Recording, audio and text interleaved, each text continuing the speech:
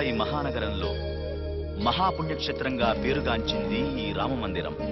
భక్తజన సందోహంతో, నిత్య పూజలతో, నిరంతర భజనలతో, అత్యంత వైభవంగా జరిగే సీతారామ కళ్యాణ మహోత్సవాలతో కళకళలాడిన ఈ మందిరం గత 14 సంవత్సరాలుగా మూతబడి ఉంది. ముంబాయి హైకోర్టు ఈ చారిత్రాత్మక తీర్పుని ఈ రోజే ప్రకటించనుంది.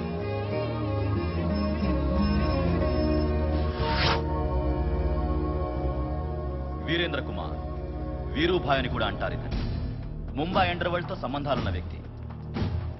రామ మందిరాన్ని తిరిగి తెరిచే హక్కు, ఆ మందిరానికి చెందిన కోట్లాది రూపాయల ఆస్తుల మీద అధికారం తనకే ఉన్నాయంటూ, అవన్నీ తనకే చెందాలంటూ 14 సంవత్సరాలుగా కోర్టులో పోరాడుతున్నాడు ఈ వీరూభాయ్.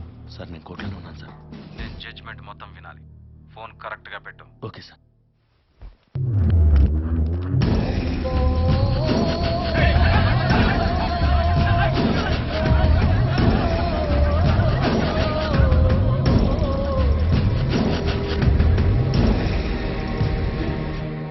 प्राचीन राम मंदिर के विवाद के संबंध में निचली अदालतों के द्वारा पहले दिए गए आदेशों का పురాతనమైన ఈ రామ మందిరం వివాదానికి సంబంధించి గతంలో కింది కోర్టులు ఇచ్చిన అన్ని తీర్పులను హైకోర్టు పరిశీలించింది.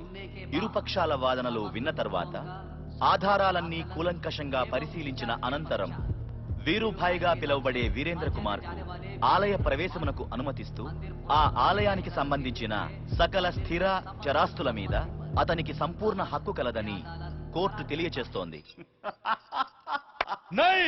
ये राम मंदिर नहीं खोलने दूंगा। अక్కడ वाणी ना प्राणम పోయినా అడుగు పెట్టనివ్వను। जब तक ये रहीम जिंदा है तब तक कोई वहां पैर नहीं रख सकते।